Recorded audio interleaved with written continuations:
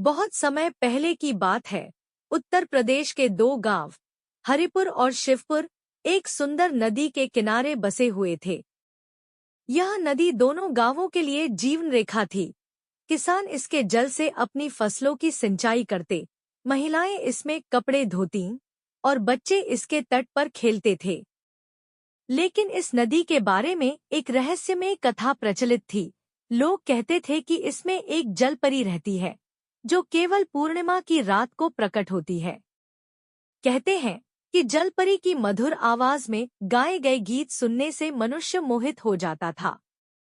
लेकिन जलपरी केवल उन्हीं को दिखाई देती थी जिनका हृदय पूर्णतः शुद्ध और निस्वार्थ होता था। हरिपुर और शिवपुर के लोग इस जलपरी को देखने के लिए उत्सुक थे, लेकिन दोनों गांवों में इस बात को लेकर विवाद था कि जलपरी नदी के किस हिस्से में रहती है।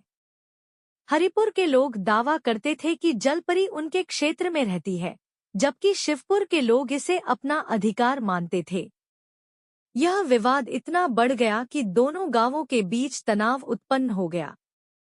एक दिन एक वृद्ध साधु इन गांवों में आया। उसने लोगों से उनके विवाद का कारण पूछा।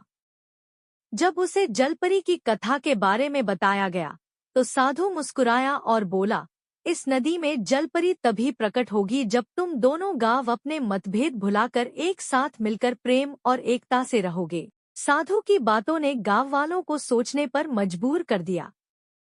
दोनों गांवों के मुखियाओं ने मिलकर निर्णय लिया कि वे अपने विवाद को समाप्त करेंगे और नदी की सफाई और संरक्षण के लिए संयुक्त प्रयास करेंगे।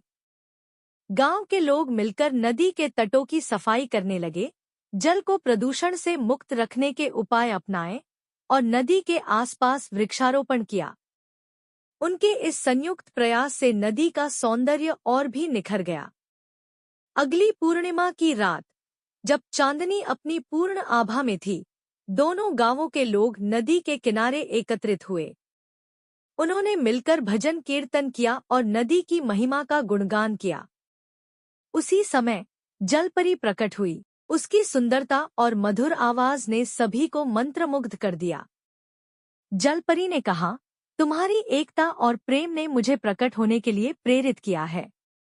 इस नदी को इसी तरह स्वच्छ और सुंदर बनाए रखना, यही मेरी इच्छा है।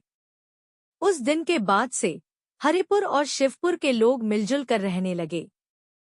नदी उनके प्रेम और एकता का प्रतीक बन गई। जलपरी की कथा ने उन्हें सिखाया कि जब लोग अपने मतभेद भुलाकर एक साथ मिलकर काम करते हैं तो असंभव भी संभव हो जाता है। इस प्रकार जलपरी की खोज ने दो गांवों को एकजुट किया और उन्होंने समझा कि सच्चा सुख और समृद्धि प्रेम, एकता और सहयोग में ही निहित है।